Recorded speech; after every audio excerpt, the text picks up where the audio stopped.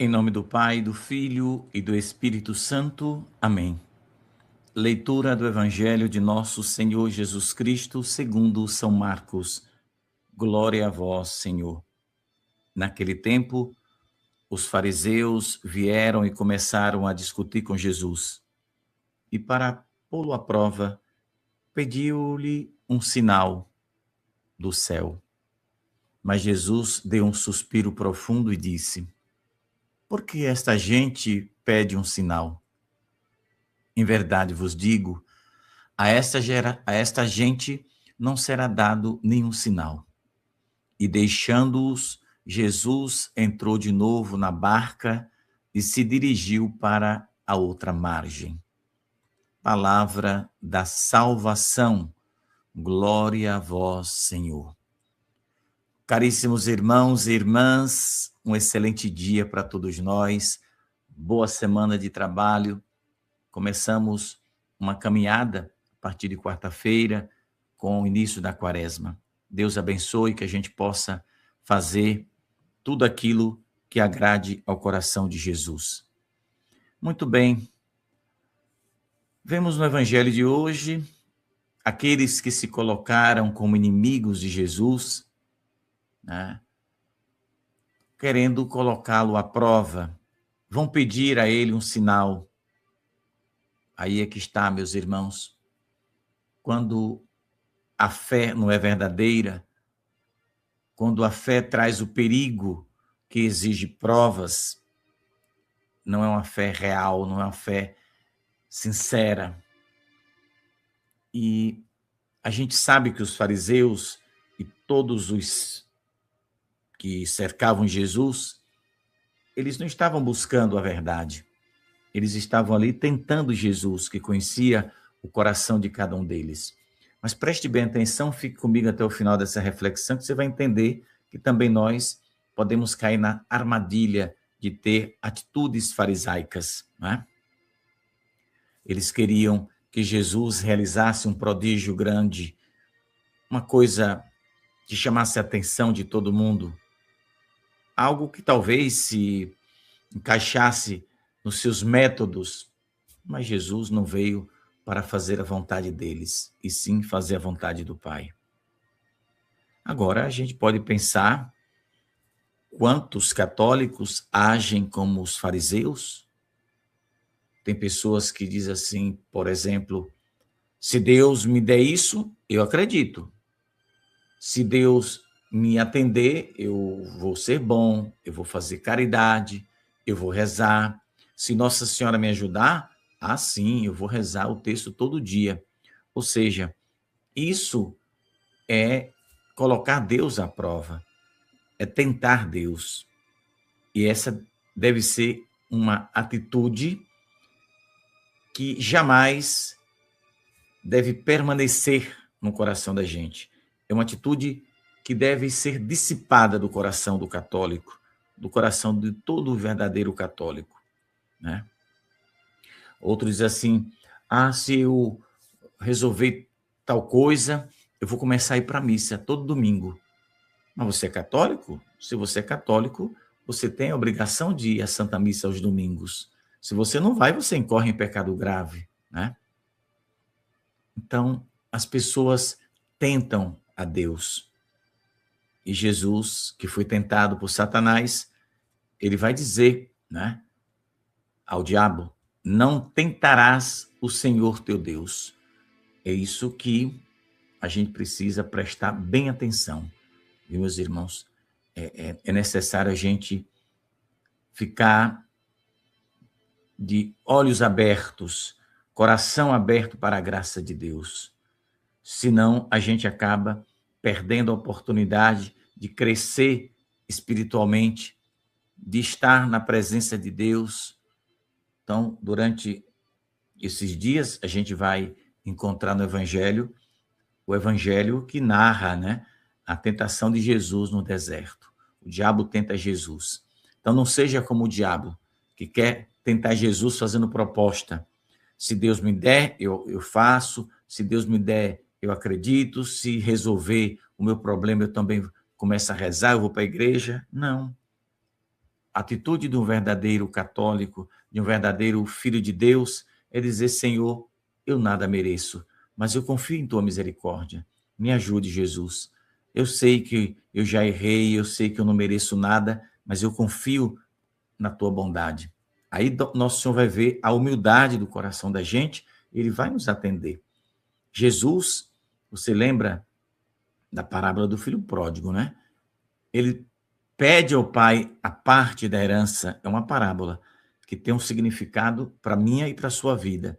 O pai da parábola é Deus, né? O filho representa cada um de nós, e a herança são as graças e as bênçãos, né? Os sacramentos que nós recebemos.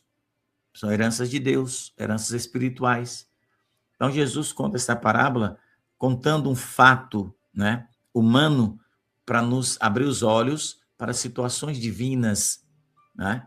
Então, meus irmãos, aquele filho rebelde que destrói o patrimônio do pai, e eu e você recebemos muito desse patrimônio, que são, por exemplo, o batismo. A gente foi batizado, recebemos o Espírito Santo e nos tornamos filhos de Deus. Então, a gente não pode ter atitudes farisaicas, a gente não pode querer tentar Jesus, colocar Deus no canto da parede. Se tu me der, eu rezo. Se tu não me der, eu também não rezo mais. Compreende? E, infelizmente, há muita gente ainda com esse pensamento que não vem de Deus, né? Então, essa postura dos fariseus, então, não é uma postura de que agrada a Deus, né? Não é confiança, esse desafio que eles fizeram, né, mais de 2000 anos, e hoje tem muitos católicos que ainda fazem, não é confiança, é uma espécie de negociação. Me dá isso que eu te dou aquilo. E Deus não veio para negociar com a gente, né? Então, Deus não se submete a estes, como chamam, desafios. Desafios ou teste, não é melhor o teste. Deus não se submete a testes da gente, não, viu? Então vamos prestar atenção para a gente não se arrebentar espiritualmente. Então, o Evangelho diz aqui que Jesus suspirou. Então, esse suspiro de Jesus é uma dor que nosso Senhor sente, né, no seu ser de Deus. Nosso Senhor suspira. É a dor por ver tanta incredulidade, tanta falta de fé, né? Nosso Senhor suspirou profundamente. Aqui tem um ponto. Eu nunca tinha pensado nisso, na verdade, né? Agora me vem isso aqui agora. Esse detalhe aqui é importante, né? Jesus não estava com raiva daquele povo, mas ele estava com dor no coração de ver a falta de fé deles, né? Por quê? Eles que estavam ali desafiando Jesus, eles viram Jesus curando pessoas, cegos, aleijados, expulsando demônio, multiplicando os pães, anunciando a boa nova do reino de Deus. Mas mesmo assim aquele povo fechava o coração e ainda desafiava Jesus pedindo sinais. Então, esse suspiro que o Evangelho diz aqui é o suspiro diante de um coração ou de vários corações que se fecharam ao chamado de Deus, se fecharam à graça de Deus. Cuidado, meus irmãos, você que escuta essa reflexão agora, né? Jesus, hoje, ele continua dando sinais para nós. A vida, né? Para mim, para você, que acordamos todas as manhãs, é um sinal de Deus, do amor de Deus para conosco. A presença dele na Eucaristia, em corpo, sangue, alma e divindade, a sua igreja católica, a sua palavra, esta que eu estou proclamando para vocês, anunciando aqui e tentando, junto com você, entender alguma coisa, essa palavra que transforma o coração da gente, e tantas outras graças pela intercessão de Nossa Senhora, né? Quantas coisas, por causa da nossa oração, são evitadas em nossas vidas. Quantas tragédias, né, que a gente nem percebeu que poderia acontecer conosco e nós fomos agraciados. O livramento de Deus aconteceu, né?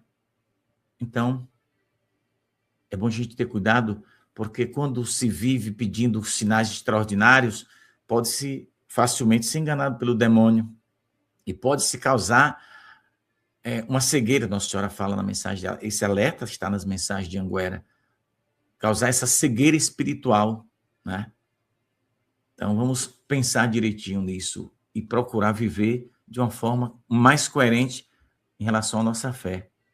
Agora, aqui, o Evangelho vai dizer uma coisa interessante que também me chamou a atenção pelo fato de que, às vezes a gente lê o Evangelho e tem algum detalhezinho ali que a gente passa despercebido.